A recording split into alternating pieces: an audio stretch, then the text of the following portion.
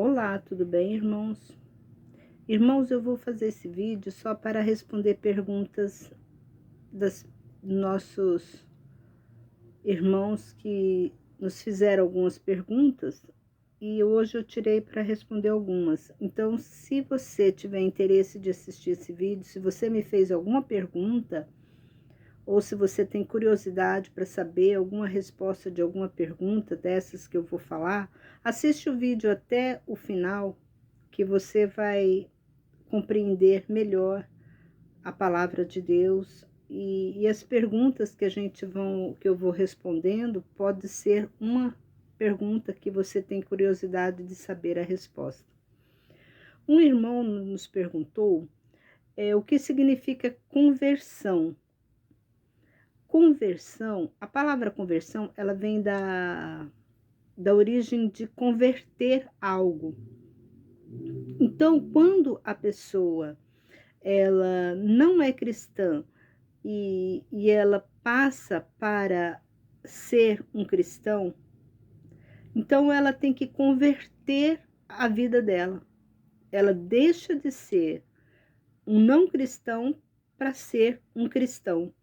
Então, as práticas que ela fazia antes dela estar dentro da religião, ela não pode mais fazer, porque agora ela está dentro de uma religião, ela está cristã, ela segue a Deus. E a conversão, ela se dá aos poucos, ela não se dá do dia para a noite. Todos os dias nós vamos nos convertendo das más obras, né, que nós fazíamos antes de ser um cristão.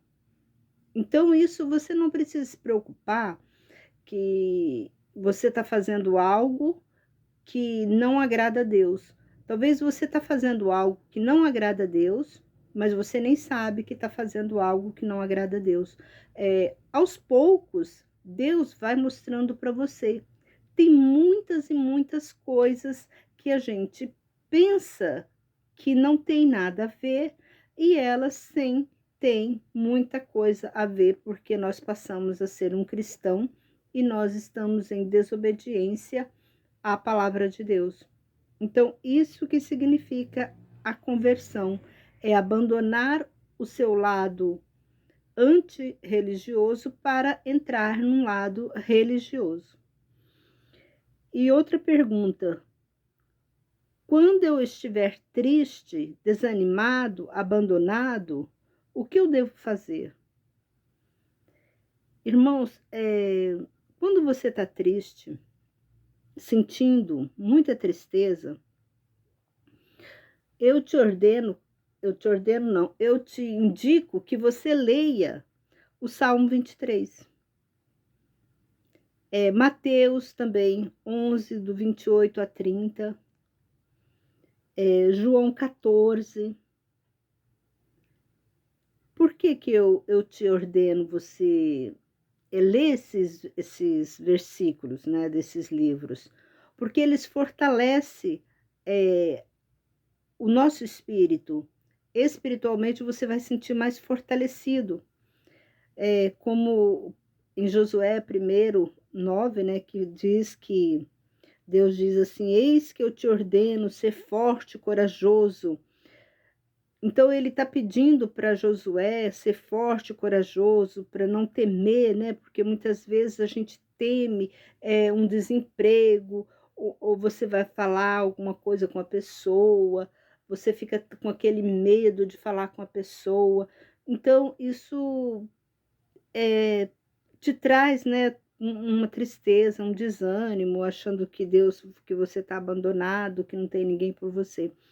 Então, o Josué, lá em Josué 1:9, Deus está pedindo, né, para a gente ser forte e corajoso.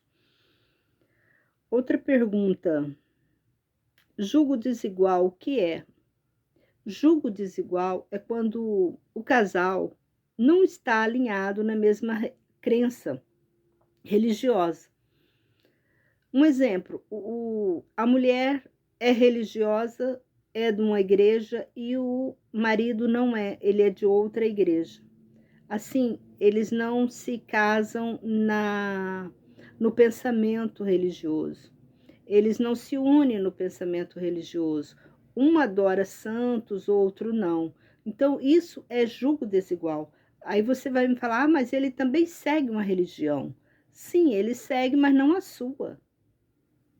Então, não é legal. Você vai ficar frustrada que você vai ficar debatendo Bíblia com ele e não vai resolver o problema. Então, isso é julgo desigual. Tanto que é tão sério o julgo desigual, que lá em 2 Coríntios 6, 14 e 15, nos diz para que nós não devemos colocar sobre o mesmo jugo dos incrédulos, das pessoas incrédulas. Por quê? Porque a justiça, ela não combina com a injustiça. E a gente observa que quando Deus tirou o povo de Israel, de lá do Egito, o povo de Israel lá do Egito, por que que ele separou aquele povo? É porque aquele povo os egípcios, eles tinham muita adoração a muitos deuses. Então eles acreditavam em muitos, fazia magia negra, fazia tanto que aqueles magos, né, faziam os mesmos, como diz, as mesmas pragas que Deus fazia, os magos também estavam fazendo. Então, para mostrar para o povo que eles faziam aquelas pragas, mas fazendo oferendas a deuses estranhos. E Deus, ele não queria isso. Então, ele sempre bateu nessa tecla, né, que nós não devemos, o justo, né, não vai combinar com o injusto. E para fortalecer você nesse sentido, leia em Gálatas 5, 16 a 26, Efésios 5, 21 a 33 e 1 Coríntios do 7 a 39, que fala sobre o julgo desigual e que fortalece você a não fazer tais práticas, né? Tem um irmão que me perguntou, eu ando muito preocupado com finanças, com dinheiro, o que eu devo fazer? Olha, lá em Timóteo, 1 Timóteo 6, 7, 8, diz assim que nós não trouxemos nada para esse mundo e nem vamos levar nada desse mundo. Então, se você andar preocupado com o dinheiro, você não vai viver a sua vida. Você vai ficar só naquela preocupação, porque o dinheiro, ele é do maligno. O próprio Jesus, quando andou aqui na terra, ele falou sobre isso. Então, nós não devemos nos apegar às coisas que tenha valor também, não só dinheiro, mas tudo que tenha valor, né? Porque o dia da manhã não pertence a nós. E não adianta nada você ficar trabalhando, preocupado com as coisas, sendo que Deus vai, aos poucos, né? Ele vai te dando as coisas quando você confia nele. Eu peço, irmão, que você me fez essa pergunta, leia lá em 1 Timóteo 6, 9 e versículo 10. E também leia em Lucas 12, 13 ao 21, que você vai compreender melhor a sua pergunta, tá bom?